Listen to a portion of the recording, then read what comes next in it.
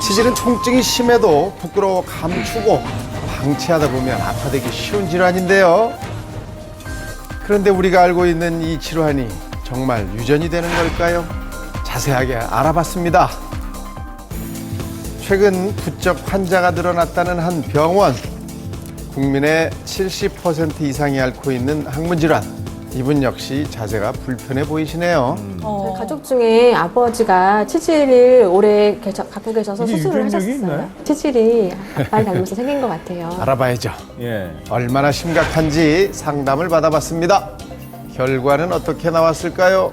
환자분의 병명은 내치액 2도 플러스 외치액. 수술을 해야 하는 심각한 상황입니다. 예. 이처럼 고통을 참다가 최후의 선택으로 병원을 찾는 사람들이 많은데요. 너무 이렇게 튀어나와서 안에 있는 부분이 그래서 아파가지고 잠을 못 잘 정도일 때도 있고요. 오호. 삐딱한 자세로 앉아야 하는 치질의 고통. 이 남성 역시 치질의 원인은 유전이라고 믿고 있었습니다. 예. 지금은 그건 뭐 진짜 안 당해본 돌아가셨지만 저희 사람 아버님이 모르겠어요. 예전에 그렇죠. 치질을 앓으셨다는 얘기를 들은 적은 있어요, 어머니 통해서. 아니 아까부터 궁금했는데 정말 치질 유전인가요?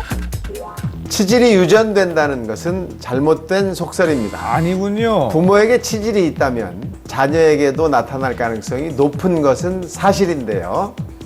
이는 치질이 유전 때문이 아니라 가족들이 가지고 있는 비슷한 생활 습관, 배변 습관, 습관요. 식습관이 영향을 미치기 때문입니다. 전적인 예. 영향이군요. 치질은 항문이 심장보다 아래쪽에 있어서 혈액이 모여져서 발생하는 질병으로 직립보행을 하는 인간에게만 있는 질환입니다. 그렇죠. 치질은 항문 안쪽의 혈관과 점막이 돌출되어 생기는 것이 치액이고 예. 항문이 찢어지면서 통증과 출혈이 생기는 치열, 그리고 항문의 염증과 고름을 동반하는 치루로 나눠집니다. 세 가지가 치질의 있군요. 대부분을 차지하는 치액은 아무리 오래 방치해도 암이 되지는 않습니다. 하지만 치루는 오래 방치할 경우 암이 될 암도 가능성이 돼요? 있는데요. 치루는 치루로 암에 인한 가능성이 암은 있어요. 드물긴 하지만 일단 발병하면 1년 이내에 사망할 정도로 아이고. 치명적입니다. 위험하네요. 몇 년 전 치질 수술을 받은 서계린 주부. 학창 시절부터 앓고 있었던 고질병을 3년 전에 말끔히 제거했다고 합니다. 어떻게 앉아있지도 못하고 서있지도 못하고 말 못할 정도로 아팠어요. 당시 주부의 상태는 출산 후 더 심각해져 집안 청소를 할 때도 통증이 발생하고 불편하셨겠어요. 심지어 변비까지 생겨 화장실을 갈 때마다 2배의 고통을 느끼곤 했다는데요. 너무 아프니까 했죠. 많이 아프니까. 이제 견디다 못 견디겠으니까 이제 한 거예요.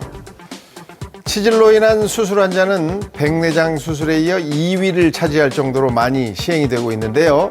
이렇게 수술 환자가 늘어난 이유가 있습니다.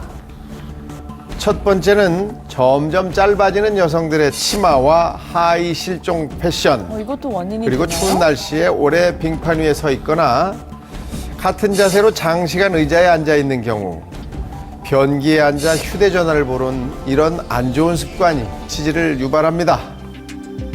치질은 발생 부위를 부끄럽다고 생각해 고통을 참는 경우가 많은데요. 치질이 악화되면 과다 출혈로 인한 빈혈이 나타날 수도 있고 항문이 녹아버리는 괴사가 일어날 수도 있습니다. 따라서 치질 증상을 보인다면 전문가의 도움을 받아 정확한 진단을 받는 것이 최선의 방법입니다. 치질에 대한 또 다른 궁금증도 알아볼까요? 치질은 무조건 수술을 해야 하나요? 예, 아닙니다. 치질이라고 그래서 다수라는 건 아니고요. 증상이 아주 약하거나 심하지 않을 때는 약물 치료를 할 수 있고, 변비에 걸리면 치질 잘 걸리나요?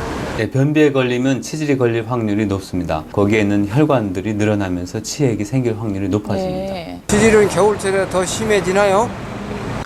겨울철에 치질의 증상이 심해질 수 있습니다. 그렇죠? 치질의 증상이 더 자주 나타나거나 심하게 나타날 수 있습니다. 치질 환자는 매년 3만 명씩 늘고 있는 추세인데요. 예. 모든 병이 그렇듯 치질도 예방할 수 있습니다. 예, 예. 지금부터 그 예방법 알려드립니다. 잘 알아둬야겠네요. 치질 예방법 중 가장 중요한 것은 네. 매일매일 변을 보는 습관과 변기에 앉아있는 시간이 3분을 넘지 않도록 하는 것이 좋고요.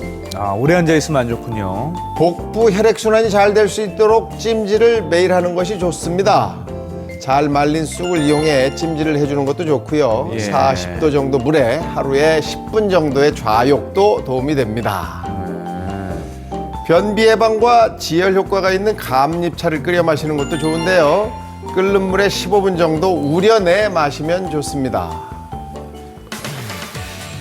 다음은 운동법 알려드리겠습니다. 첫 번째 동작은 요통이 있거나 장시간 책상에 앉아 있는 경우에 효과적인 자세인데요. 예. 다음은 종아리와 엉덩이 부분인 대둔근의 긴장을 유도해서 근력을 강화하는 동작입니다. 마지막 운동은 까치발을 들며 엉덩이를 최대한 업시켜준다는 느낌으로 하면 되는데요. 예. 앞의 동작들과 함께 10회씩 반복해주면 좋습니다. 이런 게 쾌기 불문하고 숨기고 싶은 질환인 치질. 치질은 더 이상 부끄러운 질병이 아닙니다. 항문 질환이 있는 분들이라면 더 이상 숨기지 말고 당당하게 치료받으셔서 상쾌한 아침을 맞이하시기 바랍니다.